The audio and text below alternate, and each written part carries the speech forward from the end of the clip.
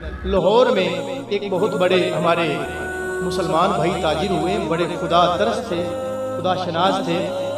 تو انہوں نے وصیت کیا اپنے بیٹے کو کہ میرے مرنے کے بعد آپ نے میرے ملازموں میں سے کسی ایک کو بھی چھٹی نہیں کروانی. وہ کام کرتا ہے کرے، نہیں کرتا نہ کرے، لیکن چھٹی نہیں کروانی. اب یہاں پہ تو جناب یہ معاملات ہوتے ہیں کہ مسجد میں پنکھا لگوانا ہو نا تو پروں پہ نام لکھا جاتا ہے حضرت صاحب کا، جیسے رب کو تو پتہ ہی کوئی نہیں. جی حضرت صاحب کو تو پتہ ہی کوئی نہیں. مولوی صاحب آپ نے اعلان کرنا ہے جی فلاں صاحب نے مسجد کو اتنے پیسے دیے. مولوی صاحب صرف اعلان کرنے کے لیے رکھے ہوئے ہیں، اور کوئی کام مولوی صاحب کا نہیں ہے. جی مولوی صاحب نے تو اور کچھ نہیں سمجھنا، نہ قرآن مجید کا تلفظ سمجھنا ہے، نہ مخارج سمجھنے ہیں، نہ حدر سمجھنا ہے، نہ ترتیل سمجھنا ہے، نہ قرات سمجھنی ہے. جو ضروری ہے چیزیں، آج حال ہمارا یہ ہے 50 سال کے بابے ہو گئے، سورہ اخلاص پڑھنی سیدھی نہیں آتی، سورہ فاتحہ پڑھنی سیدھی نہیں آتی. حال یہ ہے کہ جنازے والے دن نیت بھی حضرت صاحب کو مولوی صاحب نے یاد کروانی ہے.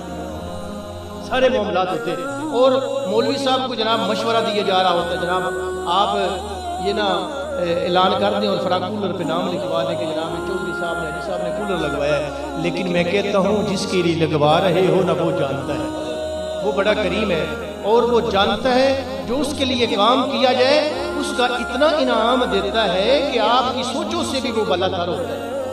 میں آپ کے سامنے مثال رکھتا ہوں کہ وہ تاجر نے کہا کہ اپنے بیٹے سے کہ میں اگر دنیا سے چلا جاؤں تو میرے بعد میرے ملازموں میں سے کسی ایک کو چھٹی نہیں کرنی. اس نے کہا جی ٹھیک ہے. اب والد صاحب فوت ہو گئے تو وہ ان کے جو صاحبزادہ صاحب تھے وہ دیکھتے ہیں کہ ایک بندہ جو بڑی کم چور ہے، ہٹ حرام ہے، کام بالکل بھی نہیں کرتا اور تنخواہ لیتا ہے، سگریٹ نوشی بھی کرتا ہے اور سوٹا سپاٹا کرتا ہے اور تنخواہ جو ہے وہ لیتا ہے. 12 مرتبہ اس کو سمجھایا کہ آپ ایسا کریں بھائی، کام کیا کریں، ہم مجبور ہیں نکال نہیں سکتے. کہتے ہیں بڑی دفعہ میں نے نا کوشش کی کہ اس کو نکال دوں، لیکن پھر والد گرامی کا وہ چنگے لوگ ہوتے ہیں جن کو ماں باپ یاد ہوتے ہیں، وہ بڑے قیمتی لوگ ہیں جن کو ماں باپ کے لفظوں کا پاس ہوتا ہے، ماں باپ کی قدر ہوتی ہے، ماں باپ کی زبان کے نکلے ہوئے جملوں سے پیار ہوتا ہے، اور وہ مرد دم تک اپنے ماں باپ کی لفظ بھولتے نہیں ہیں اور لج کو پال کے رکھتے ہیں. وہ بڑے اچھے لوگ ہوتے ہیں.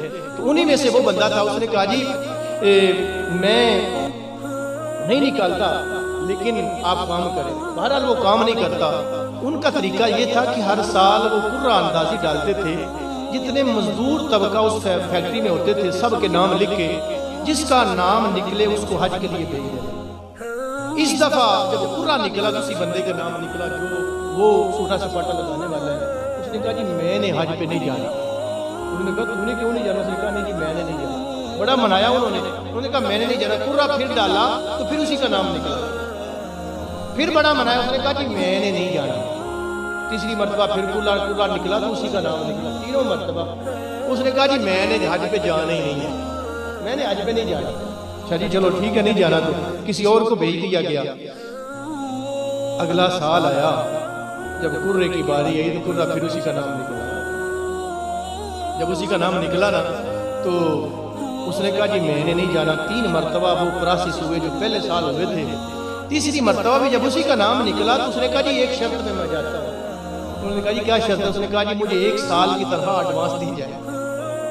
پہلے کام بھی نہیں کرتا. انہوں نے کہا چلو کام پہلے ہی نہیں کرتا، تنخواہ ہم دے رہے ہیں، چلو سال کی تنخواہ اس کو 2 اور بھیج دو.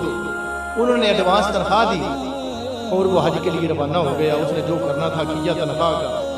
جب چلا گیا حرم شریف میں، حج سے فارغ ہوا، عمرہ سے فارغ ہوا، طواف زیارہ سے فارغ ہوا، صفا مروہ کی سعی سے فارغ ہوا، حرم شریف میں طواف کر کے نماز پڑھ رہا تھا تو سجدے کی حالت میں روح نکل گئی.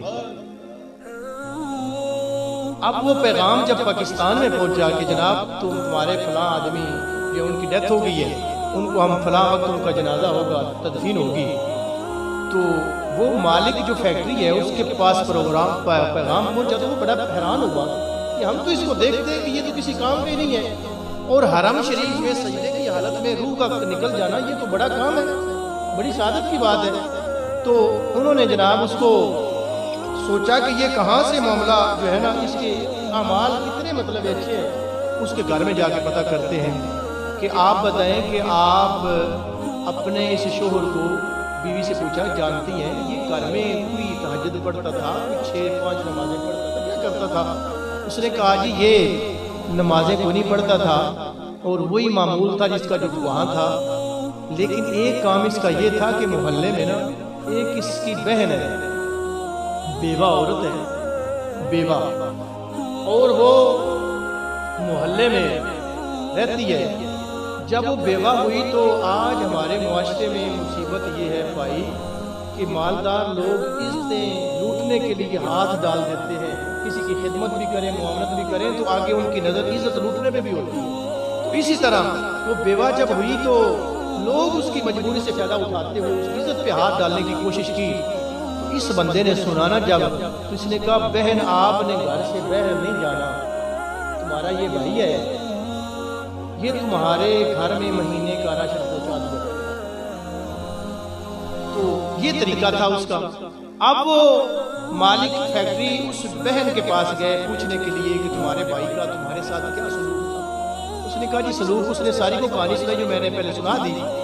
کہا جی سلوک یہ تھا کہ ہر مہینے کی جب تاریخ مقرر آتی تو وہ دروازہ کھٹکھٹاتے اور مجھے وہ راشن دے کر واپس چلے جاتے. انہوں نے میری دہلیز کے اندر کبھی قدم بھی نہیں رکھا. اور جب اس دفعہ وہ حج پہ جانے لگے نا تو مجھے پورے سال کا راشن دے کے گئے تھے. اب انہیں سمجھ آئی تھی کہ وہ پورے سال کی تنخواہ کیوں مانگتا تھا. اب سمجھ آئی کہ پوری تنخواہ وہ کیوں مانگتا تھا اور وہ کیوں نہیں جاتا تھا حج کے لیے. اس کے نہ جانے کے پیچھے ریزن یہ تھی. اب یہاں پہ اللہ فرماتا ہے اور تمہارا منہ کر لینا مشرق کی جانب یا مغرب کی جانب اللہ اسے کیا کرے اگر تمہارے دل میں مسکینوں کی محبت نہ ہو، تمہارے دل میں اللہ اور اس کے رسول کی محبت نہ ہو، تمہارے دلوں میں ماں باپ کی محبت نہ ہو، تمہارے دلوں میں مال نے گھر کر رکھا ہو. وَآتَ الْمَالَ عَلَىٰ حُبِّهِ ذَوِي الْقُرْبَىٰ، اگر تم منصب چاہتے ہو اس پیارے مال کو رب کی راہ میں خرچ کر دو.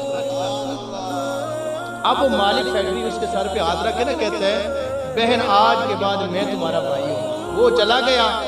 آج کے بعد تمہارے گھر میں ویسی راشن پہنچے گا جیسے تمہارا بھائی پہنچا تھا.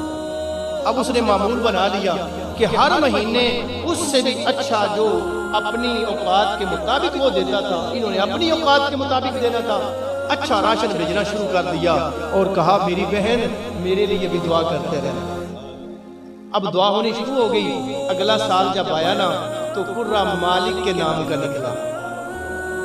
اب قرہ جب نکلا حج کے لیے روانہ ہو گئے. حج بیت اللہ کیا، طواف کیا. جب حج سے فارغ ہو کے رسول رحمت کی بارگاہ میں گئے تو مسجد نبوی شریف میں سجدے کی حالت میں اللہ کریم نے دنیا سے اٹھا دیا.